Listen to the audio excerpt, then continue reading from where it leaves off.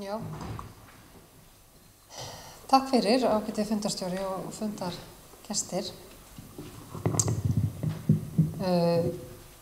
Í fyrsta lagi þá vil ég þakka fyrir að vera boðið hingað og já, skamma sjálfa mig fyrir að taka þessari áskorun. Þetta mér finnst þetta mjög svolítið yfirþyrmandi áskorun að svara. En umræðan stjórnarskrána mjög mikilvæg og þess vegna þykir mér afskaplega vænt þetta stjórnarskrárfélag og virkni þess í að efla umræðuna og jafnframt gaman að sjá hvað margir koma til að hlýða. En eins og ég segi, spurningin stjórnmála spillingu og nýja stjórnarskrá eða breytta stjórnarskrá, getur ný stjórnarskrá spornað gegn spillingu í stjórnmálum og stjórnsýslu? Mér finnst þessi spurning afskaplega erfið og alls ekkert einföld. Og eins og maðurinn sagði, við henni eflaust til eitt og annað loðið svar. Við fyrstu sýn þá sveiflast maður kannski öfgan á milli eins og ég sá reyndar á Facebook síðu þessa fundar fyrir í dag, þar sem að meðal annars innlegg þar sem kemur svartsýnistónninn, hvers vegna ætti það eitthvað að breytast og að textinn breytist, við erum bara svo spillt. Og á hinn bóginn kemur bjartsýnisröddin sem segir númer 1 aldrei gefast upp. Og einhvers staðar á þessu bíli væntanlega liggur svarið.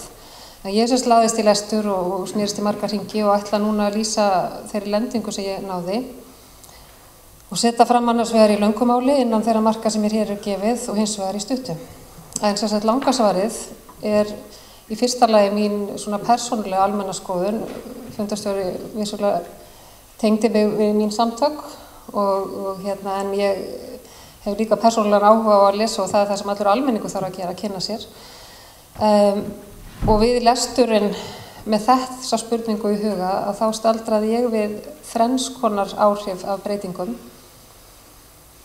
Í fyrsta lagi breytingar sem að geta orðið til þess að skýra mörk, skýra umboð aðila, skýra hvaða valdi hverjum einum falið og hvernig skuli fara með það.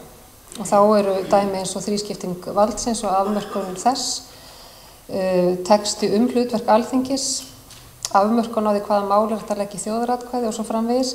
Allt það sem skýrir mörk og eyðir gráum svæðum og eyðir þá möguleikum aðila sem fara með völd til að túlka sjálfir hver völdin séu.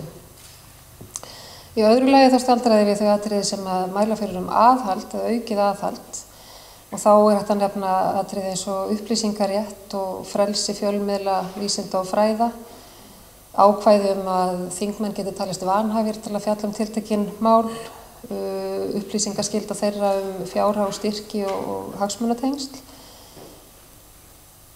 tilkoma lögréttu sem að beri ný lagafrumvörp saman við stjórnarskrá og ákvarði hvort þau standist hana og ýmis ákvæði styrkingu gerðar í kringum eftirlit og svo rannsóknarnefndir, upplýsinga og sannleiksskyldu, hvað á ríkisstjórn að skila upplýsingum til Alþingis með skýrslum og öðru formi og svo framvegis. Í fyrsta lagi að skýra mörk og í öðru lagi mæla fyrir aðhald og í þriðja lagi þá staldraði við þá kafla sem að auka virkni almennings í eftirliti og aðhaldi með hvers kyns stjórnarathöfnum og meðhöndlun valds. Og þar jafnvel ofan í þá greinar það sem fjallaður menntun í mannréttindakafla að skuli kenna gagnrýna hugsun, að skrifa það í stjórnarskrá sem núna náttúrulega í námskrám og svo framvegis, að gagnrýnin hugsun sé markmið okkar sem þjóðar og að við þekkjum réttindi og skyldur okkar sem lýðræðisþegnar og svo framvegis að sú yfirlýsing ein og sér og nú ákvæði málskot til þjóðaratkvæðis hverjir geta lagt það fram og með hvaða skilyrðum og svo einnig aðgangur kjósenda til að leggja fram þingmál. Ég velti vissulega líka innan búðar hjá BHM, þá velti ég þessari spurningu upp og spurði mann og annan. Og fyrst og fremst þá horfðum við kannski á greinarnar sem tengjast upplýsingaskyldu. mundu breytingar á þeirri grein auðvelda okkur sem aðila á vinnumarkaði, sem talsmanni launafólks og fólks á vinnumarkaði að ástunda aðhald með stjórnarframkvæmdum. Og síðan líka greinina augljóslega skipun embættismanna og ráðningar nefnd og svo framvegis. Og svona almenna upplifunin af þeim breytingum sem að tilgreindar eru í fyrirliggjandi frumvarpi, að þá þótti mönnum svona almennt séð á fólki að þetta væri til bóta. Sums staðar það að ræða að það verði að færa lagaákvæði inn í stjórnarskrá og það er vissulega styrking. Það er nú, ég hef nú kannski svona kynst í umræðun undanfarið, það er ekkert alveg hlaupið að breyta stjórnarskrá. Þannig að það að skrifa inn í hana tryggir kannski frekar í sessi ákvæði sem eru verðmæt.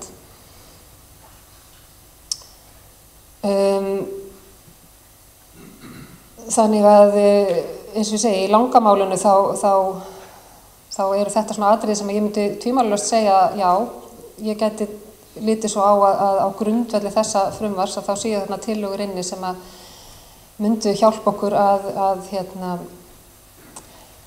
koma auga á og hafa aðhald með tilburðum til spillingar. Það var reyndar rétt að nefna að við svona hjá BHM rákum okkur á kannski svona tvennt sem við svona setjum spurningamerki við í tillögunum eins og það liggja fyrir núna. Annars vegar varðandi upplýsingaskylduna að það sem kannski hefur að vissu leyti verið reynsla varðandi núgildandi upplýsingalög, að sú kvöð að varðveita og gera aðgengileg öll gögn sem til falla getur orðið þess valdandi, ef vilji eindreginn til að leyna málum, að gögn verða einfaldlega ekki til. Og það svo sem má sjá út úr skýrslu rannsóknarnefndar Alþingis að þar var nú fettir fingur út í atriði eins og að fundagerðir eru ekki haldnar, bréf eru ekki skrifuð, það er hringt en ekki skrifað og svo framvegis. Þannig að það er þessi svona sem sumir segja meðfædda tilhneiging okkar eða inngróna í okkar samfélag að reglurnar séu svona hlutur sem eru þarna og til þess bærar að fara í kringum þær, að þá þarf mikið aðhald með hlutum eins og þessum, að það að halda til haga upplýsingum það á ekki að beina þeir í þá átt að hætta að búa þær til eða hvað. Og annað sem að við veltum líka fyrir okkur var tengt aðkomu Alþingis að ráðningamálum eða skipun embættismanna.